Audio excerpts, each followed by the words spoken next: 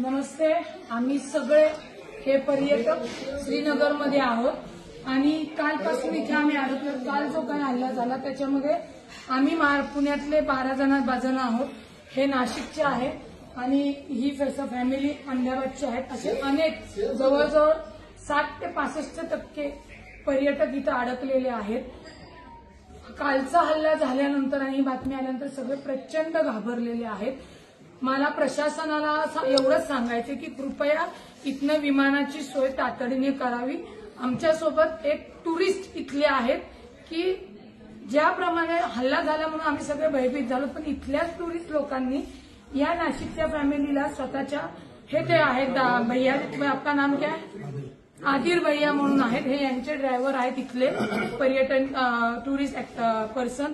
यांना यांच्या घरी नेलं, जेवायला घातलं आणि सुखरूपपणे या हॉटेलमध्ये सुरक्षितपणे आम्हाला ठेवलेलं आहे.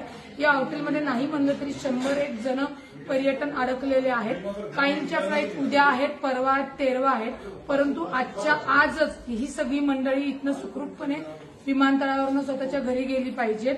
कारण का किती जरी सांगितलं की मिलिटरी रस्त्यावर आलेली आहे तरी कोणीही फिरण्यासाठी आता इथं तयार नाहीयेत. आणि हे जे काही टुरिस्ट ऍक्टिव्हिटी आहेत यांनी जी काही मदत केली यांना ती शब्दात सांगू शकत नाही. कारण का हे रडायला लागलेले आहेत, कारण यांचा धंदा पूर्णपणे बुडालेला आहे. इथं कोणी आता पर्यटक येणार नाही. त्यांनी गाड्या वगैरे सगळ्या लोनवरती घेतलेल्या आहेत आणि अक्षरशः रडतायत की आता यांच्यापुढे बेरोजगारीचं खूप मोठं संकट आलेलं आहे. इथून पुढे यांना कुठलाही व्यवसाय मिळणार नाहीये. यांच्यावर खूप मोठी बेरोजगारी येणार आहे. ज्यांनी कोणी हा हल्ला केला असेल तर अत्यंत दुर्दैवी आणि अत्यंत निंदनीय.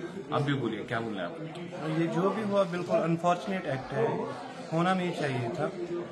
वो तो वहाँ पे मासूम बच्चे थे फैमिलीज के साथ, वो तो यहाँ पे वेकेशंस के लिए आए थे, हमारे साथ यहाँ एंजॉय करते थे. अपना भी घर चल रहा था, वो भी एंजॉय कर रहे थे. यहाँ की मोस्टली जो इकोनॉमी है इसी टूरिज्म पे डिपेंडेंट है. अब ये जिसने भी किया वो जानवर ही होंगे, वो तो इंसान नहीं होंगे. पूरी इंसानियत का कत्ल है ये तो होना नहीं चाहिए था. अब तो इसका रिजल्ट हमें तो भुगतना पड़ेगा ना, जो भी इसका आउटकम आएगा, क्योंकि गलती एक करता है बदनाम पूरे सारे लोग हो जाते हैं. अब तो क्या करेंगे? आमचं महाराष्ट्र सरकारला, कर्नाटक सरकार असेल, सगळ्या स्टेटला लोकांना विनंती आहे गव्हर्नमेंटला की तातडीने विमानांची एक्स्ट्रा विमानं अवेलेबल करून आम्हा सगळ्यांना इथनं सुरक्षितपणे आपल्या आपल्या राज्यात घेऊन जावे आणि लवकरात लवकर ती हे करावी. मी महाराष्ट्राचे उपमुख्यमंत्री अजितदादा, केंद्रीय मंत्री मुरली अण्णा यांच्याशी संपर्क करून इथे जेवढे पर्यटक आहेत त्यांच्याशी बोलून आजच्याच त्याला हलवण्या माझ्या फॅमिलीसह ही सर्व पर्यटन ही माझी महाराष्ट्राची फॅमिली इथनं हलवण्याचा प्रयत्न करतोय. कृपया आम्हाला जास्तीची विमानं इथे तुम्ही उपलब्ध करून द्यावी एवढीच विनंती आहे. सगळी लहान मुलं आहेत आणि ही कळकळीची विनंती आहे, तातडीने आपण ही सोय करावी.